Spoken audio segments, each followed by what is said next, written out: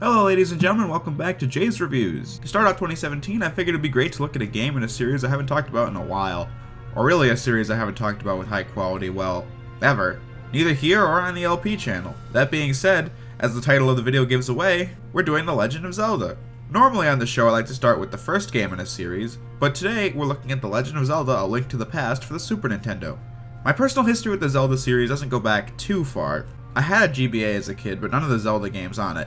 And mainly I had a PS2, so I couldn't play the likes of Wind Waker or Twilight Princess. My first exposure to Zelda was through Super Smash Bros. Brawl, despite having seen the characters prior to that.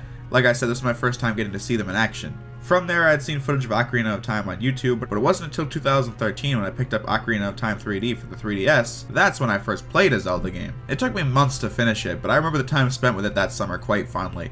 It wasn't until 2014 that I had played many other Zelda games in the series, such as Wind Waker, Majora's Mask, A Link Between Worlds, Twilight Princess, and the focus of today's video, A Link to the Past. Before we start, it's important to note that for anyone who isn't familiar with Zelda, that A Link to the Past is a sequel to the NES games The Legend of Zelda and Zelda 2: The Adventure of Link, which were epics of their time with more story and lore than any of the competition, the only things coming close being Metroid and Metal Gear.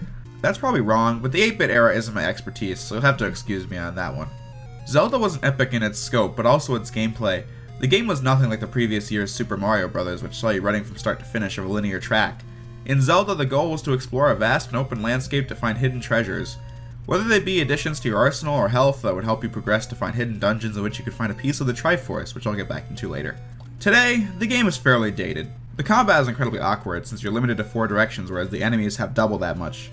The game is incredibly confusing too, since most of the time I have no idea where I'm going, since many of the areas look exactly the same.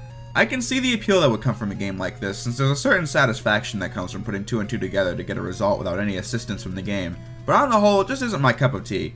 Zelda 2 was a huge departure from that. The game had a similar camera angle to Super Mario Bros., but still had a similar focus on exploring temples, only now with a more lively world since people actually live in it, unlike the first game. The game's combat is the focus, but it's so stiff and awkward that it artificially heightens the difficulty, which is already hard enough to begin with. It doesn't help that when you get a game over in dungeons, you have to go all the way back to the start point of the game. So again, these are revolutionary epics in their time, however, I just find them really awkward and clumsy given the standards of gaming today. Not that I'm judging them by those standards, because they shouldn't be judged by those standards, it's just that I'd rather not play them given how there's better games. Which brings us to 1991 and A Link to the Past, which I think many people wouldn't argue on the fact that this is one of the first modern Zelda games, since this game laid the groundwork for the Zelda formula will be reused and reused in countless Zelda games. More information on that to come. So with that said, let's start the review. Before beginning to describe the story, I think it's important to note a few things. 1. The main plot device, the Triforce, is a mystical artifact that has 3 pieces: power, wisdom, and courage. These pieces coming together can grant the wish of whoever is the beholder. 2. The Zelda timeline, one of the most debated topics of video game history, is long and complicated. But for this game, what you need to know is the following. The world, known as Hyrule, was created by 3 goddesses, and they had left behind the Triforce in the hands of the mortals. After several centuries and battles, we reached the most important game in the timeline, Ocarina of Time. In said game, the ending splits 3 ways. In an alternate dimension of said game, the main character, Link, dies in the finale where he was meant to defeat the main villain, Ganon, but in this dimension he failed. So the 7 Sages of Hyrule seals Ganon away in a parallel world known as the Golden Land. This marks the beginning of the Downfall timeline, which is where A Link to the Past takes place alongside its sequels in the first 2 Zelda games, since Link to the Past was always meant to be a prequel to those games. With all that backstory out of the way, the story begins with Link, who lives with his uncle, being telepathically communicated with by Princess Zelda, who is being held hostage at the castle since a mysterious man by the name of Aghanim has arrived, killed the king, and has taken the 7 maidens, the descendants of the 7 sages from Ocarina of Time. They're being transported to the parallel world, and Zelda's up next, so she pleads for Link to help out.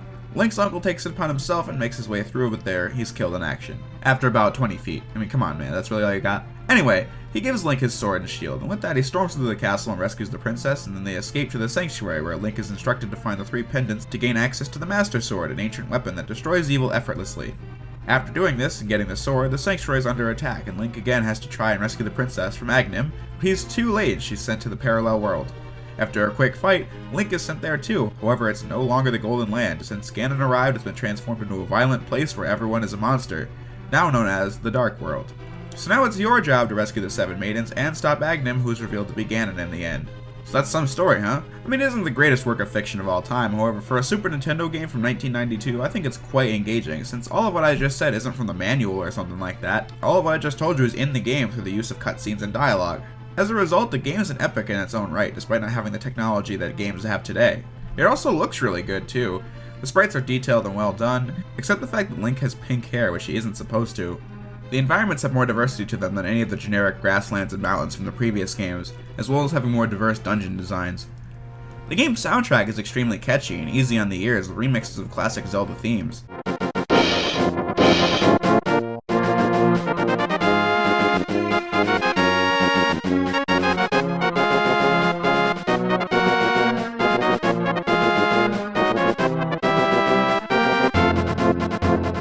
As well as the introduction of new classic Zelda themes on locations like Kakariko Village.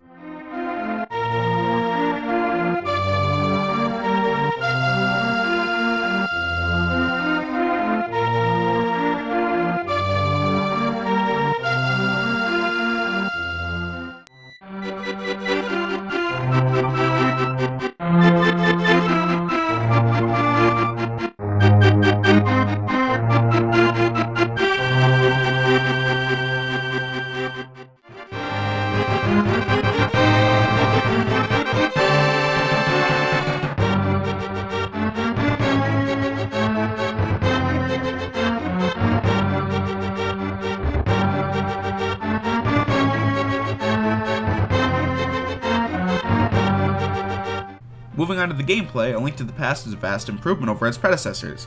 Link is now granted 8 directional movement and has never felt better to just move around. No more the awkwardness that comes from moving around in Zelda 1 and 2. As usual in a Zelda game, Link uses his sword and shield to fight and defend himself. I use defend himself lightly, but we'll get back to that. The sword play has been drastically improved from anything seen in the other games. In those games, Link did have a stab attack with his sword, and while it made sense in Zelda 2 given the 2D camera angle, in Zelda 1 again it just led to being killed countless times due to barely being able to appropriately react to your surroundings. In this game, the improvement is noticeable since Link can now swing his sword, which has far more reach in combat than the other games. However, all the enemies are distinct, and such react differently to your attacks, so keep that in mind. Some enemies are really simple like the guards of Hyrule Castle, some require an item, some send you flying when you touch them, and others just require a lot of hits. If you find yourself being overwhelmed by enemies, then the quick solution would be to hold down the attack button and release it to do a spin attack, which will damage all the surrounding enemies in its line of fire. The structure of A Link to the Past is similar to the first Zelda game since we again have the top-down perspective for the duration of the adventure with no 2D sections in sight. Although this game completely beats Zelda 1 in all aspects. The exploration is still there from the first game, only without all the frustration of having to guess where things are when everything looks the exact same. Not helping in that game that you had to decipher poorly translated text. This game has a great sense of exploration since the game still leaves it up to you to find several secrets on your own, but the game helps you out to a satisfactory degree. An example being how walls that can be destroyed by a bomb have cracks in them unlike Zelda 1. Best thing being that this game upon the press of a button gives you a map of the overworld with all the places you need to go marked on said map. With that said, A Link to the Past is much more beginner friendly than either of its predecessors. Just to reiterate, the game still has plenty of exploration that's left solely on you to find, it's just more streamlined this time around. Last thing to mention about the core gameplay, the main currency of the game are the rupees, and these can be found in several varieties, and used to buy all kinds of different things like arrows, more rupees, bombs, or magic potions. I know what you're thinking though, blah blah blah, it's the same thing we've heard a million times already. Thing is, you are right, however, when discussing A Link to the Past and its relationship to the NES games, then these are all the true things that need to be said to be an accurate picture of how much better it is than those two. After the prologue, Link has 3 dungeons to play right off the bat. For the uninitiated, these are multi-floored structures filled with puzzles to solve and enemies to defeat for the sake of progressing deeper into the dungeon. Keys are also needed to progress as well, since many doors are locked. In the dungeons, there's a big key that unlocks a big chest that grants you a new item that typically will get used in that dungeon's boss battle. Defeating the boss rewards you with whatever story-relevant collectible you needed at the current moment. The first 3 dungeons are probably my favorite in the game since they all have fairly compact layouts with puzzles, yes, but nothing too complicated, which is why I enjoy playing them. Keep that in mind for future Zelda reviews, that in general I prefer the dungeons that are simpler. Not Great Deku Tree from Ocarina of Time simple, but more like Earth Temple from Wind Waker simple. I enjoy more complex areas every now and again, only depending on how it's done. For example, I love the City in the Sky in Twilight Princess, but I don't like the Stone Tower Temple in Majora's Mask. Controversial opinion, but it's true.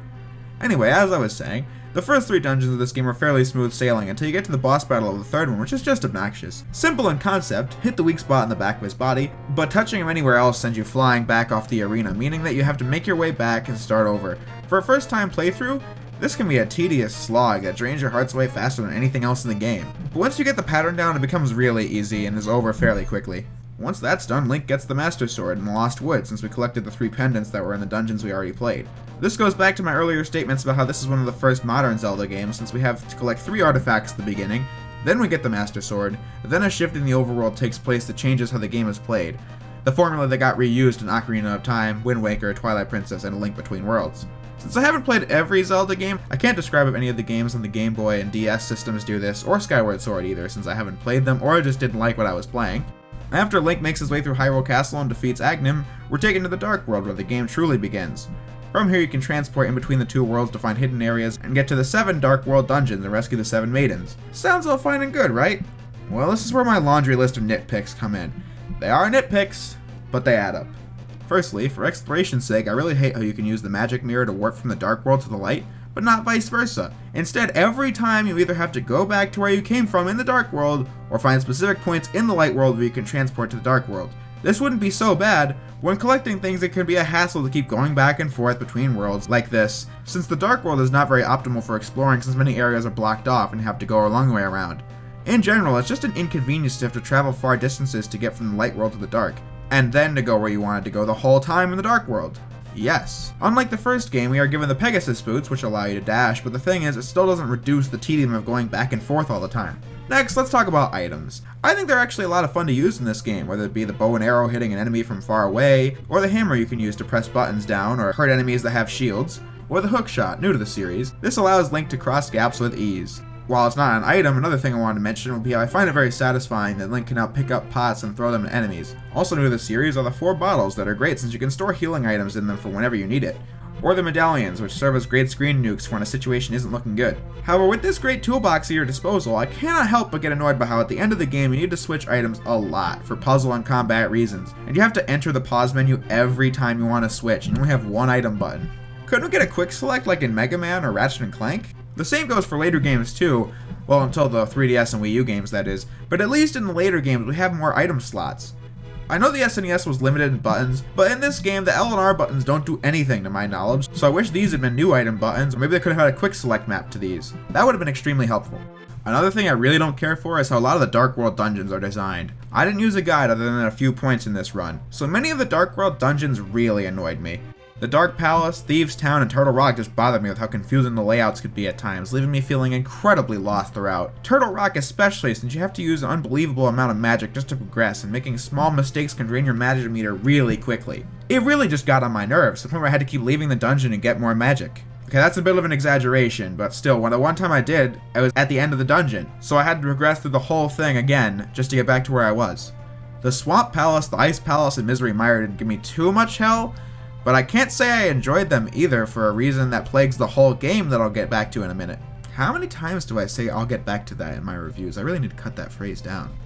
These dungeons I listed aren't horrible, but I didn't enjoy any of them as much as the first 3 or dungeons later in the series. But throw that all out the window for Skull Woods and Ganon's Tower, where I wanted to destroy the controller playing this crap.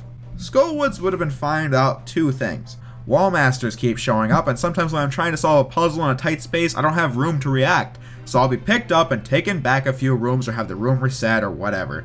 It's usually easy to dodge them, but in tight spaces it's almost impossible. This is annoying as is, but the dungeon also has moments where you explore outside the dungeon to find the next area. And if you die here, then I guess you go back to Link's house and have to walk all the way back.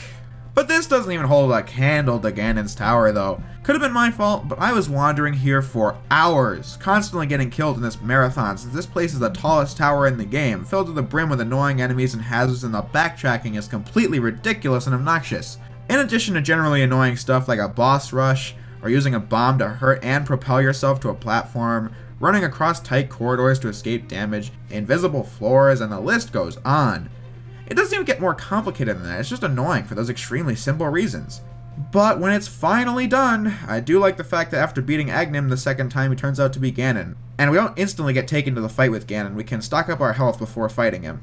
Before talking about the boss though, the last issue I have linked to the past is the damage output. While I am aware you can get the blue and red mail to increase your defense, and in addition to that you can also increase the strength of your sword, the enemies still hit like a tank, killing you in next to no time. It's because of this that at the end of the game, the cracks and the seams of the combat really start to show, since it's very difficult to react to all these enemies at once, which means that while you're playing you'll be hearing this sound effect most of the time. This is where the bottles and recovery items lend a hand, but the fairies you can catch can only help so much, but they're pretty much your best bet since they automatically heal you when you die. The only other alternative, being the potions, are extremely expensive, and you'd have to go out of your way to use them as opposed to them automatically healing you. Even when you get larger shields, that doesn't help too much. Again, since the R button isn't doing anything, couldn't that have been the thing that raises your shield? And anything that touches the shield sprite when the button is pressed instantly deflects the attack. That would have been a great system. Heart pieces and heart containers definitely remedy this issue, since collecting 4 heart pieces increases your health by 1 heart, and by beating a dungeon you get a heart container that increases your maximum health by 1. At default you only have 3 hearts, as usual in a Zelda game, but I'm just saying, I can only imagine trying to beat this game with the green mail and 3 hearts. In Ganon's Tower, literally everything would kill you in 1 hit. The boss fights are decent, other than a few I don't care for. Many of them make good use of the items you've acquired throughout the game, put up a decent fight, which is good given how bosses are designed in later games. Anyway, the final boss isn't too much to write home about, with simple to dodge, albeit hard-hitting attacks. After that's done though, Link wishes upon the Triforce, and his wish is that everything goes back to normal. Everyone who died was brought back, and the day is saved, with Link returning the Master Sword to its rightful place. Initially, I was going to spend some time talking about A Link to the Past on the Game Boy Advance, but while I was playing it, I quickly noticed how little there really was to say about it in comparison. There are videos talking about this, so I definitely recommend checking those out, but most notably, the different screen resolution of the Game Boy Advance makes it so that the game is far more zoomed out than in the original, which can lead to complications later in the game since your view is blocked. The 2 versions of this game are pretty much one-to-one with how they're designed, unlike other GBA versions or classic games. The one major gripe many people have with this version though is that young Link's grunts from Ocarina of Time were added in, almost everywhere. I didn't find it to be that distracting when playing the game, although I can see how it would be distracting for Super Nintendo veterans, because I'm definitely not one who should be calling other people out for getting mad about small changes made in a re-release. Today doesn't really have much of a place, given how Link to the Past on Super Nintendo has been released on the Wii, Wii U, and 3DS eShops, and with that the GBA version is pretty much obsolete. However, when it came out, it was the only way to play the game without having to own an SNES and a cartridge, since Link to the Past, for whatever reason, was left out of the Zelda collection on the GameCube, which had every main game in the series up to that point except Link to the Past. The GBA version also includes a side game called The Four Swords, which is a 4-player Zelda game that requires a link cable, which I don't have, so I can't play it. And that seems to be what many people have to say in reviews of Link to the Past that talk about the GBA version. Can't play Four Swords, so I can't talk about it.